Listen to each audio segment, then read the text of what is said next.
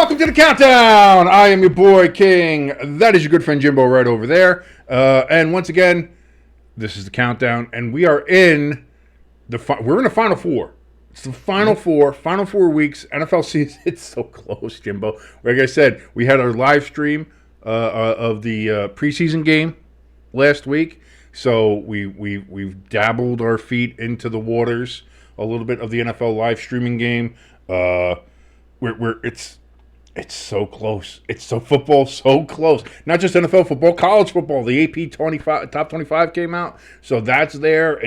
There's a pumpkin's coming out soon. Like we keep on saying it. I think Duncan actually said. I think it's like August 28th, which is kind of late for them. Okay. But still, I was gonna say a little late, but we're there. We're there. I'm willing to say we're there. So I'm very excited. This is, I mean, it's like, I seriously feel like an 8-year-old getting close for Christmas here. Like it's there. You know, getting the snacks. The football snacks are coming soon, and the cider and the cold weather and the hoodies and just everything. I'm just so damn excited. I love it. Oh my God, I love this time of year, Jimbo. I love it. I'm gonna cry. It's amazing. How are you doing, by the way? Good. It's nice that the weather finally isn't like smoldering with humidity and everything. I don't know about you out there. So nice. It's like 80 degrees, no humidity, nice little breeze. It's like, yes, this we can get used to. And that's the other thing too. When I woke up this morning, walked outside for a little bit, you know, I'm not the Sopranos. I didn't grab a gun. But when I did wake up this morning, you walk outside and it was that, not that it was cool, but that there was just no humidity. Yeah. And that it was just like I could breathe. I wasn't swimming through the air. It was just, it was nice. It was nice. And again, it just made you feel like we're closer. Yeah. We're closer. We're getting close. I'm excited. I'm sorry. I don't know if you can tell. I'm fucking excited. I'm ready. I'm ready for this to happen. I'm ready for football season. I'm just... Whew, and so much going on. There's so much going on. And we'll talk a lot about that, obviously, tomorrow on the main show, on the main podcast. Unless something happens after this recording. Unless something happens. Like I said, I was debating whether or not I wanted to do this live or not, like we did last week because of the Ayuk stuff. But, again, here we are a week later, and there's still no resolution to the Ayuk stuff. There's some new reports out there for me and Rappaport about there being a deal in place in Pittsburgh and there being a contract in place in Pittsburgh. So all it's really going to take is Ayuk saying yes and the Niners saying yes. We don't have any of that yet. And also apparently there is a deal on the table, long-term deal for Ayuk from the 49ers. He hasn't accepted that yet. So it's still kind of everything's still up in the air, but it's getting a little clearer now. Things happening with the Jets, and we'll get into that in a little bit. There's poor injury news already. You know, obviously the NFL did not turn preseason injuries off on their settings, so there's a lot of stuff going on with there. J.J. McCarthy is the latest one. God bless, if you believe in that sort of thing. And it's just it's something. It's something, but we're almost there. We're talking about injuries. We got injury reports. We've got contract drama, trade drama. It's just, and just the other day I heard the Devil's Goal song on the radio. It was like just randomly on the radio.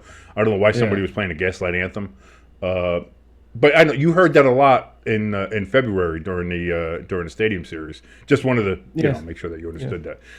That was a stupid song. So hockey's got. I mean, that's what I mean. It's like hockey's going to be coming here soon. I think the preseason starts there in September when football starts. So I mean, that's it.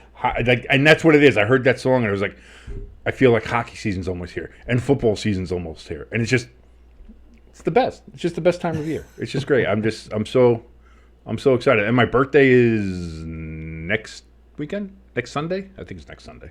So, not that that's anything really great. I've become another year older, which is just, that's actually depressing. That's not great. Let's ignore that. 25th, right? Or 26th? 25th. August 25th. Yeah, next Saturday. Sunday. Oh. I'm a Sunday. Yeah. Oh yeah, It's yeah, Sunday. yeah. That's right. That's right. This Friday's the 16th. I was thinking. I was thinking again. Let's just put it that way. Yeah, don't do that. Don't do that. So, all that being said, we've caught up a little bit. We saw me kind of lose my mind like a little 8-year-old at Christmas because I'm so excited because football's almost here. But here we are. We're in the top 4. We're getting ready to go here. And as always, we will jump to Jimbo first with his top 12 NFL Power Rankings. Here we are in the I had a word and it just escaped my mind and I can't remember, but it's the top 12 power rankings. That much is actually true. So I don't know where I was going with that, but apparently my mind just again, it's the old age. My birthday's coming up. Just throw me in the asylum right now. I've lost it. Put me in the old age home. That's what I need. But anyway, Jimbo, top 12 power rankings. We're at number 4. Who you got? Number 4, I have the Baltimore Ravens. I mean, they've been, we're going on a good 2, 3, maybe 4 years of quality play. Let me point this out: regular season point of play. Lamar Jackson should be a little bit better over his MVP year. I was gonna say, how do you get better from MVP? Yeah. But I mean, because he is still young. I mean, he said himself he's not old. He's 27 years old, and still can run fast. But I think the addition of Derrick Henry is going to help out a lot more than what people think. And I already know, like, people think Henry's a big addition to that team. I think it's going to alleviate a little bit of the necessity of running for Lamar, and he could worry a little bit more about the passing. He's still going to run. See, I will just point this out. And this would be my thing with this because I heard somebody else bring this up. Imagine you're doing a run option with Lamar and Derrick Henry. Okay. As the defense? What do you do? Because you have to load up to stop Derrick Henry. Yeah. And then if Lamar just holds on to the ball and keeps it, and then he runs. He's got nobody in front of him. Well, but and then if they don't load to stop Derrick Henry, you hand the ball off to Henry, and he barrels through everybody. That's going to be impossible to stop. And just kind of like piggyback off of that, Lamar doesn't necessarily have to run. I mean, he could fake the option and have Hollywood Brown. Well, you could do the RPO. You could do anything like that. But if your option is you have to either stop Derrick Henry or you have to stop Lamar from running. Oh. What do you do? Like how? Like again, in that case, if Lamar's has the ball in Derrick Henry's stomach, you dedicate to stopping Derrick Henry as well. You should, because you kind of have to. And then at the last second, he pulls it and he runs. Like that's the Ravens are going to be a problem. And as good as they have been, as much of a problem as they have been, I think it's going to be a lot more this year. I was going to say, though, there'll be a problem in the regular season because the playoffs, we haven't really seen the MVP Lamar Jackson. That's the argument. And that's the argument. And I know a lot of people get pissed off about it. And a lot of people say, like, oh, stop bringing it up. Oh, stop bringing it up. Oh, see, he won a game in the postseason last year. And technically he did. But then in the big game, AFC Championship game at home, he had maybe his worst game in the last 2 or 3. Like, Lamar Jackson is going to have this moniker on him of being a regular season quarterback, but being a postseason choker until he proves otherwise. Yeah. And you know what? I got to tell you, like, Peyton Manning had that for the longest time. Everybody said, oh, great regular season quarterback, but he can't get over the hump. He can't get to the Super Bowl. He can't win the big game. And he had that for the longest time until they finally went and made the Super Bowl 41, I think, against the Bears, and won the Super Bowl. But it's a fair criticism. Whether you think it's fair or not, I mean, it's a valid criticism. Whether you think it's fair or not, I think it's a valid criticism that when it comes to, Lamar playing in the postseason, it hasn't been the best. Like that's just what it is. So he's going to have to change that narrative. And even if that narrative is hand the ball off to Derrick Henry and let him do whatever he's going to do. I think that, at that point, you have to realize, like, don't worry about whether or not you're going to get credit or not. If somebody's going to say, like, oh, well, the only reason they got there was because of Derrick Henry, or oh, he can only win in the postseason because they had Derrick Henry. Listen, football is the most team sport there is. You're not getting anywhere without everybody else. Yeah. Like, there's very few times where just the quarterback brought you to the Super Bowl or brought you to success. And I know some people are going to say, well, what about Joe Burrow? Yeah, but that Bengals defense was actually pretty good. Their offensive line was shit, don't get me wrong. But he still had Jamar Chase on the outside. He still had Joe Mixon as a running back. Yes, the offensive line sucked. And that defense was really a modern-day no-name defense because they were that good. They were really great. In that run, and they still are. Like I said, that whole AFC North, every defense there is a really good defense, a decent defense. I'll give them that. So, but yeah, I can't like the Ravens are gonna be rough. I think you're right with that one. It's gonna be rough. Yeah, and the only other thing I would add is, I like to add question marks to each team. Would be the defense. Are they going to regress a little bit with the loss of Patrick Queen? We've seen over the years, they lost Ray Lewis, they lost Ed Reed, they lost their big name guys, but never really just fell out of grace. They always kept it consistent, and they were always good. Yes, it's been a top defense. So if they could stay equal to what they were last year, yeah, I mean, the Ravens are going to be trouble. Teams. And I think they will. And I think the defense, like I said, I think the AFC North, even if the Ravens defense might take a step back, they're taking a step back from being the Ravens defense and then being just still the Ravens defense. Like I think that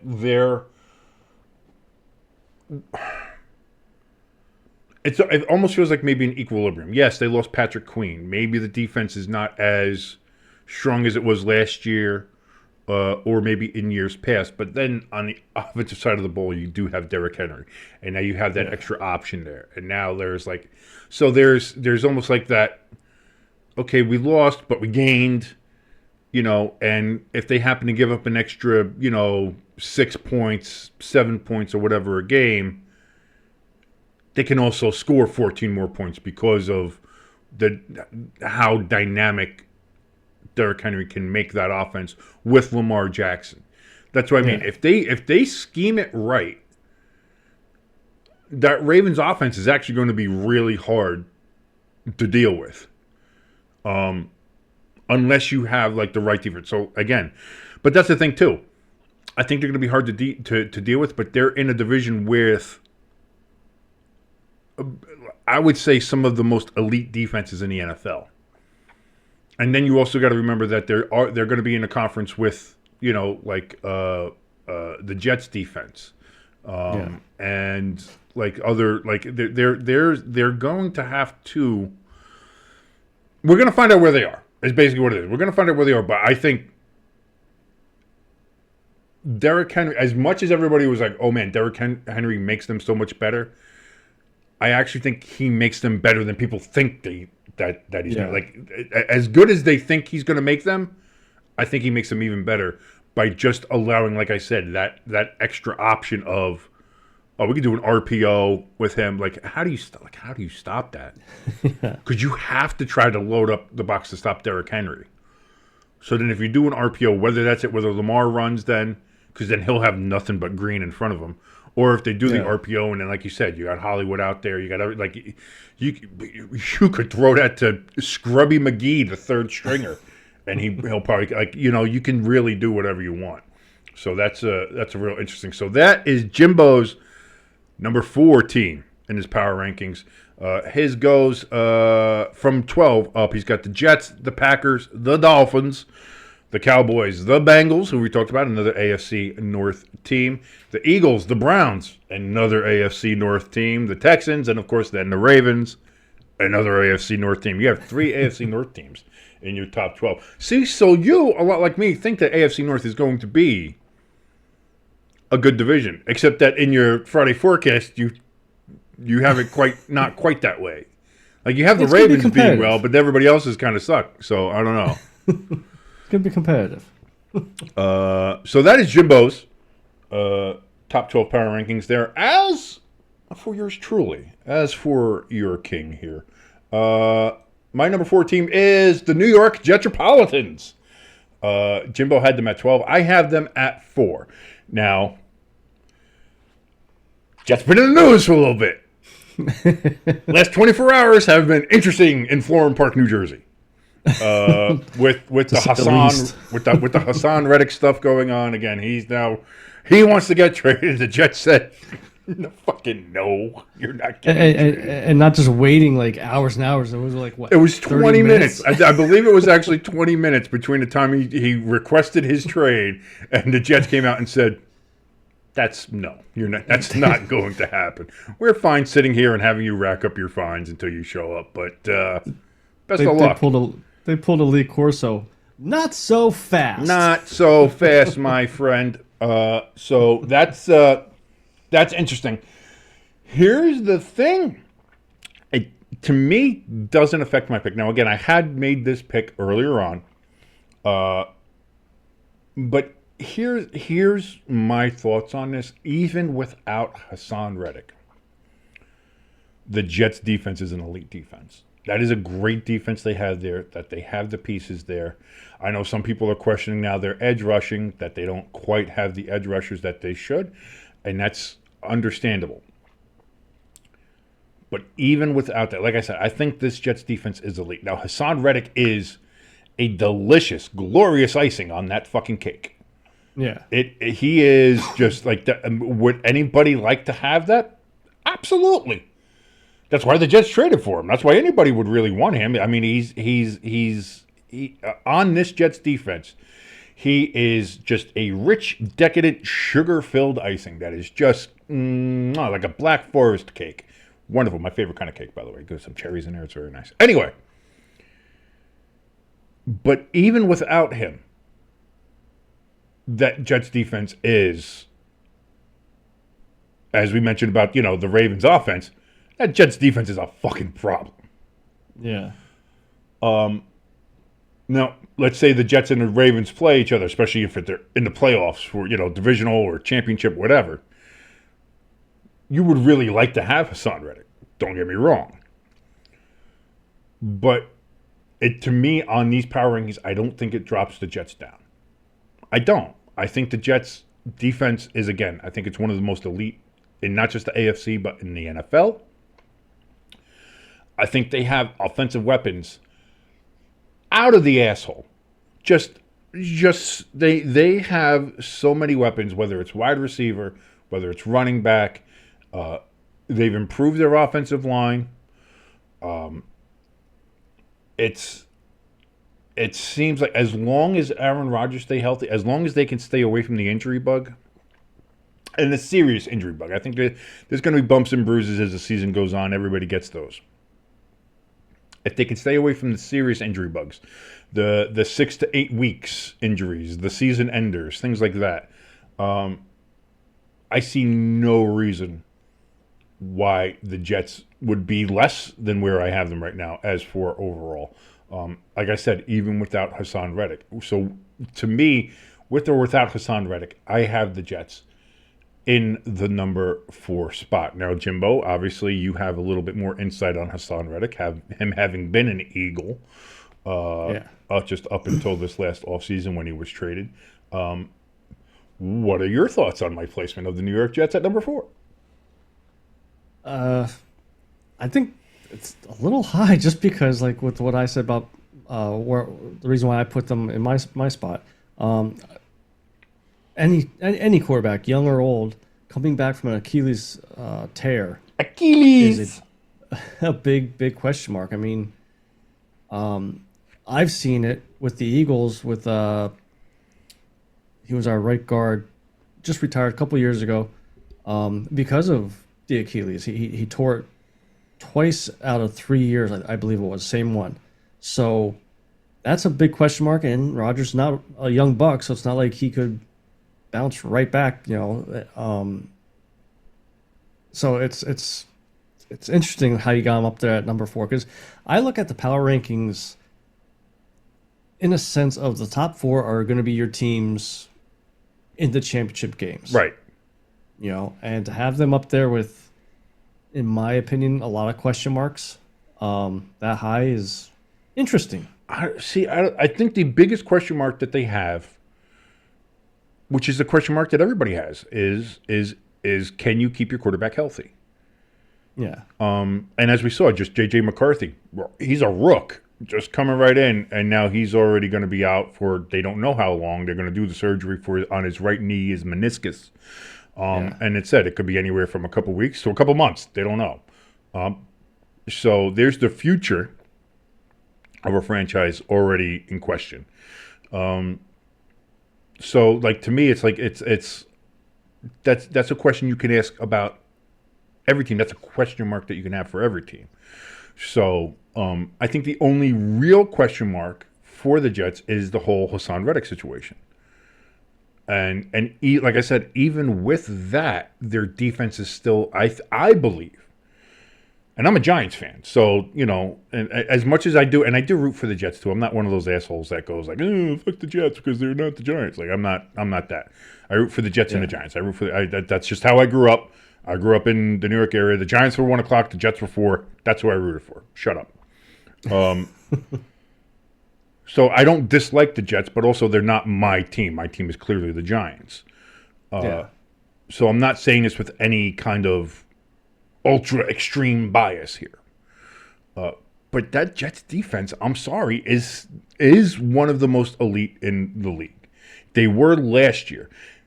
If the Jets had any kind of quarterback play last year, the Jets make the playoffs because they were this close to making it, even with Zach fucking Wilson. Yeah, so won MVP. So he didn't play too badly with the Broncos. No, he didn't. Neither did Bo Nix either. I was going to say he's not going to see the starting gig at all. No. But and I want to touch on this too a little bit after we get done talking about the Jets here. But like I said, I have thought this since last year. I've thought this since for the last while. Joe Douglas, as much as people are giving him shit now about the Hassan Reddick thing, again, when they originally traded for Hassan Reddick himself said, whenever we get a deal done, if we get the deal done, whatever, if I'm here next year or if I'm not, if I'm somewhere else, no matter what, I'm just looking forward to coming here and playing and giving the fans my all and doing all that kind of stuff.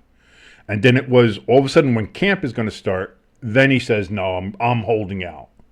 And I'm going to do this, thinking that he had some kind of leverage over the Jets. And I've seen people try to sit there and say, like, oh, he's got all the leverage. The Jets don't have any leverage. What leverage does he have? The Jets have an elite defense. The Jets have already said, like, we're fine going in with the defense that we have. Yeah. Like we said, you're icing on the cake. You're great, but we're not going to sit here and do this like, we made you a couple offer. You didn't like the offer. We're going back and forth. If you want to do it mid-season, you want to do it after season, you want to hit the free agent market after we're done, that's fine. You can do all that. But this is what I mean. Him holding out and then not play. Like, if he's going to sit here and, like, not play for the season, that's not going to help his free agency. And not only that, if he doesn't play, I don't think the contract year doesn't click over. So then he just has the contract there anyway. So you're still there. Yeah. Like, none of this, and he has well over $1 million in fines right now. Yeah. I'm telling you, I don't see. I think it was a bad decision on his part to hold out. I don't know who told him that this was the right decision to do or the right way to go about it, but it certainly wasn't. But people try to say, "Oh, the Jets fucked this up." Oh, typical Jets, they fucked this up. The Jets are in a good spot. The Jets don't have to do anything. Yeah. It's you can show up and you can play for us, or you can stay home, rack up fines, and we'll be fine without you anyway. Like I said, I think it would be nice if they had him. It adds that extra little bit, but if he's going to be like this, then fuck off. Stay home. I don't give a shit. Here's the only thing I'll say about Riddick. And I think you kind of asked this question in the group chat, like, what happened behind doors? Because when Riddick came to Philly, I mean, he was with Philly for what, 3-4 years, and he never showed any type of diva type stuff like this, like wanting to sit out and hold out and stuff. Even last season, before the season started, he was already talking about a contract or getting a new contract. Right. And he showed up, even though he knew he wasn't. And the Eagles kind of made it clear that he wasn't going to get one with them. That's why they traded him to the Jets. Yeah. Because they're like, we're not going to pay him. We don't want to deal with that. We'll trade him off. And the Jets had that understanding of we'll trade for him and we'll try to work a deal out with him. But it wasn't ever anything that was like a guarantee. Like, it wasn't like they didn't do like a sign and trade. It wasn't anything like that. It was like, come here, we'll try to work something out. But you already said, even if not, you'll come in here, you'll play, we'll try to work something out either preseason, during the season, after the season, whatever the case is, and then that's it. Yeah. When your contract's done, and if you're good enough and hitting free agency, you're going to get a massive amount of money. Yeah. But somebody got into his ear, I think, and said, like, hey, listen, you can grab him by the balls and you can get him here now. And it's like, all right, well, give me my money now. I'll hold out. And the Jets are like, this is the wrong team to do this with. Like, you have no, like, there's, like, the Jets aren't desperate for his services. Yeah. Again, like I said, I think they would like it. It's a great addition to the team. Don't get me wrong. Yeah. But it's not a desperation move. It's not like, okay, well, we have to work something out. Otherwise, our entire season's fucked. Like, that is not the case here.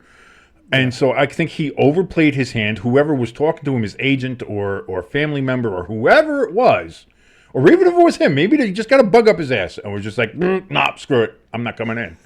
Whatever the case is, I think it's a terrible decision on his part. Like, some people are trying to say it's a terrible decision on the Jets' part. And listen, to an extent, maybe you try to work out the deal. But if that's the thing, like, you tried to work out a deal, or they from what I understand, they had an offer for him. Pretty soon, right after the trade, he rejected it. He didn't like that one, and that there's been little to no discussion about it ever since then. So, whatever the case is, whether it was somebody waiting to pick up the phone or just lack of communication, whatever the case is, this is just it's not a great situation. And while I'm not going to sit here and say like Joe Douglas maybe could have handled this better. I think everybody obviously could have handled this better, but Hassan Reddick has handled it awfully. Handled it terribly. And now he's put himself into a position where he's going to lose over $1 million. He's probably not going to get a contract now with the Jets. And if he still doesn't come in, I mean, like I said, the contract's not going to tick over, and he's not going to become a free agent. Yeah. And then the other thing, too, is like this kills a lot of his trade value, too. Like, if you who's going to trade for him? Nobody wants him. So the Jets have no incentive to trade him because nobody's going to trade for a headache. Yeah. And, like, it's all bad. It's all bad for Hassan Reddick, really. So to add on to that, too, it looks bad on Reddick that he basically requested 2 trades even before the season started. Because he did request a trade with Philly, trade away from Philly. And Philly told him that they weren't going to sign him. So, he said, if you're not going to sign me, trade me. Okay. And then now we asked for the Jets to trade him. So now if you're the Giants, say, you look at this guy, well, what Riddick are we getting if we trade for him or sign for him? It's not a good image for Riddick. I don't know what the thought process was there for him. But it was the wrong one. Yeah. And at this point, if I'm Reddick, like, I think you got to eat it. Yeah. As much as you don't like it. And be like, fine. I'll come in. I'll play. I'm going to play my dick off. But you must understand that I will never play for the New York Jets again. Yeah. Like, this season is it. I'm hitting free agency after this. I'm gonna make my money somewhere else. But fuck it, if that's how you're gonna do it, that's how you're gonna do it. But because there's no other way that this ends out positively for him. Yeah. There's no other way. And now I think you've soured it to the point with the Jets. And whether you want to say the Jets soured it or he soured, whatever the case is, I think the water's so tainted now that you can't work out a deal. Yeah. It almost feels like that ship now has sailed. So it's like I said, it's a mess on that point. But even with that, I still think the Jets are the number 4 overall team in the NFL as we stand here today. Because I think their defense is just that elite, even without Hassan Reddick. I think their defense is that good, that elite. Their offense has weapons out the ass. They have the NFL's most accurate, best thrower in the backfield. As long as he stays healthy, that the Super Bowl is the limit for the Jets. Yeah. And this is it. This is their Super Bowl year. And I know some people are saying that's another reason why they should have just bit the bullet and paid them whatever they wanted to. But that's not how business works. And so we'll see. Like I said, I think the situation could have been handled a lot better on all sides. But I think Hassan Reddick made some really poor choices in how he went about this and trying to get this done or getting what he wanted to have done anyway. And it just it didn't turn out too well. One more thing I wanted to bump on. One last thing. I just want to go right ahead. Yeah. Say this. Kudos to Saleh. For once, he's not part of any Jets drama. He's not the reason for the drama this time. Yeah. So kudos to him. Congratulations for keeping your foot out of your mouth for at least this long. We'll see. We'll see what happens. I know they do press conferences all the time, so we'll see if he did something else or not, or said something. Because Lord knows he'll probably say something stupid about Hassan Reddick or something. Eventually, you give it enough time. Time plus Robert Saleh equals dumb shit said. I mean, that's just. I think there's a graph about it. Yeah. But I did want to say this before we let time. I wanted to get this out now, even before our main show tomorrow. I may have been wrong about Caleb Williams. I know it's preseason. Okay. I absolutely know it's preseason. But that kicking ball. Watching that game that he had this past weekend, I think it was Saturday. Listen, I'm not saying the Bears are making the playoffs. I'm not saying it's going to be some wild jump. They have a lot of great weapons. They have lots of. The kid made a lot of great decisions. He made some spectacular fucking throws while on the move. It was legitimately impressive. So my whole thing here, I don't know if he's going to be ready for the NFL. I don't know if he's going to do it. Is he mentally there? And that can still be a question. If he has, you got to see how he does after a couple tough games. You have to see, things like that happen. Like I think there still is a question about that. But as far as any kind of skill issue or whether or not he can play the game itself, or may have been wrong about that one. Saying I don't know, he might be a bust. Maybe not. And again, it's one half of a preseason game that, so it's a very small sample size of the simplest of playbooks. As we talked on our live stream, preseason playbooks are very pared down. They're maybe 28, 30 plays in a playbook. They don't really do a lot. Yeah. So it's a very simplified kind of thing. But that being said, just from a visual standpoint, Caleb Williams is pretty good. He might be pretty good. So yeah, we'll see. I just wanted to get that out there. I just wanted to say that. I didn't catch any other than the Eagles game. I didn't catch any other. I saw some. I didn't watch the Bears game, but I saw highlights of it. And yeah. Bo Nix looked good for Denver. Bo Nix looked really good for Denver. JJ didn't look terrible for the Vikings, but like I said, unfortunately, he's already injured. So it's the Sam Darnold show out there in Minnesota to start the season, at least, which we kind of figured it was going to be anyway. But now it's definitely going to be for at least for a good chunk of time.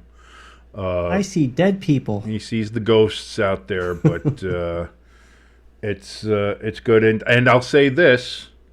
I think this is our backup. I'm sorry. I think Tommy Cutlett's Gabagool is the Giants' I'll give backup. Locke credit.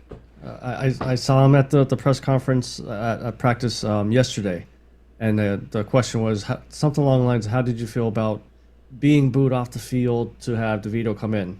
And he was honest. He didn't sugarcoat it. He goes, I sucked. I'd be cheering for him too to come in. You know? Oh yeah, Drew Lock when they asked him, yeah. But yeah, that's and watching that game, like I said, when I was watching it, when you watch Drew Lock in there, it was like, whew, I think I was even texting you during it. I was like, man, Drew Lock does not look good. Yeah. And then you had DeVito come in, and all of a sudden moving the ball, good decisions, things like that. And that's what I said. I said, At the end of the day, is DeVito like a starter? Is he a guy like that? No. But as a backup who knows the Giants system, has played in it, he played in it last year, played very well in it, did stuff like that. Like as the backup compared to what Drew Lock showed, I'm going into the season, I would want DeVito as my backup instead of Drew Lock. So I'm not saying it's a waste of $4 million what they did with Drew Lock, because I think everybody needs an emergency quarterback now. $4 million might be a lot for an emergency quarterback, but I don't know if the Giants are going to feel pressured because of that to have Drew Lock be the number 2.